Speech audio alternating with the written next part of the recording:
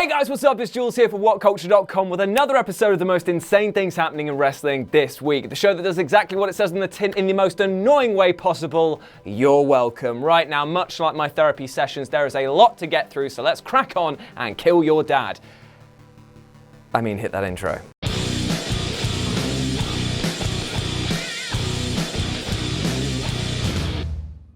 Okay, so what the was going on with Raw and SmackDown this week? Like, for a start, the insane thing was that they were both actually good. Ha ha ha. I kid. No, actually, the thing that really stuck out to me the most was we've got another case of wrestlers forgetting who they are. Like, take Kevin Owens, for example, who came back after he quit to jump into a feud with Bobby Lashley and apparently Jinder Mahal, aka the two heaviest weights in the industry. Why drag yourself down there, Kev? You should have stayed home, grown a little bit fatter, have a bit of a play with your kids. Chill out for a bit.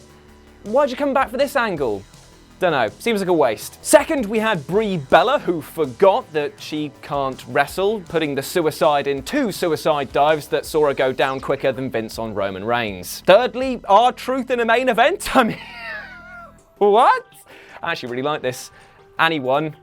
I really like that one. Finally, we have this guy.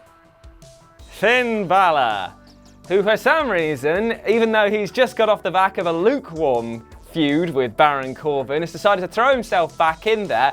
And then, when Baron Corbin wanted the Shield taken down, just bit my lip there, when Baron Corbin wanted the Shield taken down, he was part of the people that came in. Not that he was very effective, he just ran down there and got swatted away like a fly. What a great use. Why would you be paying attention to him, Finn? Why would you be paying attention to him at all? You hate the man. You're dead inside, aren't you? It's almost like Raw doesn't know how to do consistent character development. Apart from that, though, bloody love the shows. Top notch. We are fresh off the back of All In, and I have to admit it was one of the more enjoyable pay-per-views that I've seen this year. But my favourite bit, and the one that is legitimately insane, involves Joey Ryan. Now, straight off the back of Hangman Page versus Joey Janela, Joey Ryan rose from the dead to avenge his dead penis, and he was flanked by druids on his entrance. I can't get through it without laughing because it was that silly. And his druids were dressed in inflatable phallus suits. He's a connoisseur. He's a connoisseur, this man. Connoisseur of cock. And I mean, the satire was actually pretty on point. If anything, it highlights just how ridiculous the likes of The Undertaker's entrance is when he's flanked with his druids. I mean, this guy, he popped the boys with penises. And I do not say that sentence very often. It was a glorious celebration of Joey Ryan's transgressive, free character, where he was just allowed to be himself, as silly as it is. And plus, it was a great match too, complete with cock, so it kind of had everything for everyone. It was brilliant. And if you've been watching Being the Elite, you'd understand that it's part of a much larger story of a whodunit, but with dicks. A whodongit. Yes. Put that on a t-shirt. So the image you're seeing on screen right now comes courtesy of the WWE's Instagram account. It's a poster for the upcoming pay-per-view Hell in a Cell. Now, I don't know if there's any art connoisseurs or art historians in the crowd, but I've spent hours studying this and I've come up with one conclusion. It's f***ing shit, eh? We begin by looking at Braun Strowman, the manticore among men, as you can see here. And the fact that he looks less threatening than he does in real life, thanks to his piss-coloured eyes, and the fact that they've given him a receding hairline to fit on his comedy horns, which aren't even aligned, by the way. I tell you what, and that f***ing tongue, what's he on about? He looks about as threatening as a hug from your nan. And then we get to Roman Reigns, shown here to be the devil, forked beard and everything, looking as cheesy as Killian Dane's bellend. I mean, I understand to some degree why Braun Strowman is shown to be the monster among men as a manticore. That makes kind of sense, but why is Roman Reigns the devil? He puts the hell into what the hell were they thinking? Is it because Vince understands finally that his creation is literally hell on earth? Or is it the fact that he thinks that devils are cool and hip and probably walks around in his spare time with flames on his t-shirt? Either way, it's not going on the fridge, and it makes me ask, are you having a f***ing giraffe? Listen, Simon Mirror, I got something to tell you. That's a pretty good joke. I want to use that later. They all laughed at me last week when I came back saying, who would do a giraffe gimmick? You know who does a giraffe gimmick? Me! I'll show them. I'll show them who's an endangered species. And now welcome to the Philosophical Corner. When do the authors of Pain become the authors of Lame? Oh my goodness gracious. Thank you so much again, Phil. I really enjoyed your thoughts, Phil, for that. I mean, it's actually quite weird because the amount of mental brain power that you're flexing, I would have thought you'd be a bit bigger. Also, it's when Drake Maverick comes down along with him and looks like a f***ing tit.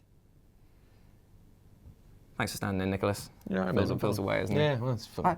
Do you see in the last comments, though, people thought that you were Phil? I know. How stupid can people be? I Morons. totally did fall for that. Yeah, so heel tag team, the Authors of Pain, came down to the ring on Raw this week, accompanied by their new manager of sorts, Drake Maverick, who's a babyface, by the way, in case you weren't aware and didn't watch 205 Live like the rest of the world. And he looked like an absolute pillock. He looked like they were bringing their action figure down to the ring to shift units. He looked like David Spade's anemic son compared to these guys. I mean, what business acumen does he have as a baby-faced guy in 205 Live to manage these two f***ing orcs? I mean, I understand that they don't speak that much, or that well for that matter, but why do they need this guy? And if so, if they did need a manager, why are they making him dress up in his little f***ing Action Man gear? Now, to be fair to Drake, he does seem to be at least a little bit self-aware of the whole situation, seeing as he updated his Twitter banner to have Akon Razor standing there and then him in the middle, but you can only see the top of his head. That was actually legitimately funny. But it doesn't change how bloody stupid this is. If he's going to continue managing them, then maybe he should drop the Action Man gear and just wear suits. Maybe he should turn heel, or better yet, they should find somebody else who isn't on 205 Live already doing something that he feels should be more worthwhile. Because this is basically just shitting on that division even more, isn't it? And now we close by talking about what is most likely my 6,000 attack on Stephanie McMahon. I mean, I've literally had stab wounds that are more appealing than that woman. But this one is a doozy, because she's not just content with being in the mainstream now, she's not content with throwing herself into main event matches, she's not just content with having their own action figure line, because now the WWE Network have given her her own special package celebrating Stephanie McMahon. And it starts really f***ing stupidly. It starts with her stating, oh, I'm still here after 20 years on television. Well, no one f***ing wanted you to be. You're Vince McMahon's daughter. I mean, it's not exactly like you've gone through the same rigors as everyone else, is it? But yes, if you were to check out that collection, you'd see her awful acting, her belittlement of talent, and then a fun little episode where she just goes slap happy and just slaps everyone. It gets Jim Ross right in the side of the ear. That one actually looked like it legitimately hurt. But I've noticed something as well. Her slap seems to be the death knell of any sort of angle that's going on, because half of the ones that they were featured in never went anywhere.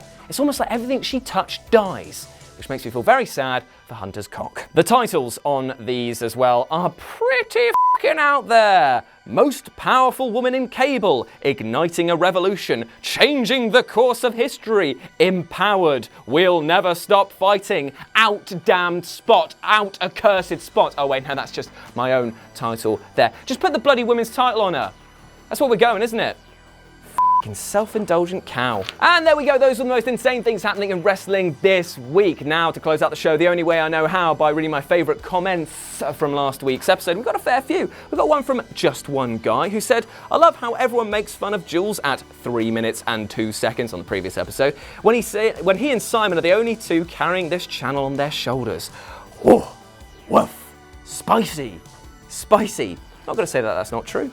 Channel says, I don't think Braun is heel. I mean, if you're getting attacked by 3 men, why wouldn't you want 2 men to come and help you? I think he will eventually beat the shit out of them on Raw after Hell in a Cell after he loses. Now, that got a lot of upvotes. But I just want to say, haha, he definitely is heel. Ha ha ha ha, ha ha ha ha, ha ha ha ha. I was right, and he never needed other people. He took on the entire tag division and won. Do you really think he needs help? No. No, sorry, Bob. And finally, we have one whose name, why do people always just do this? Tremisanthrope, who just said, Vampiro didn't fart, he just showed all the respect he still has for the business. Woof! I like that one as well, you cheeky whippets.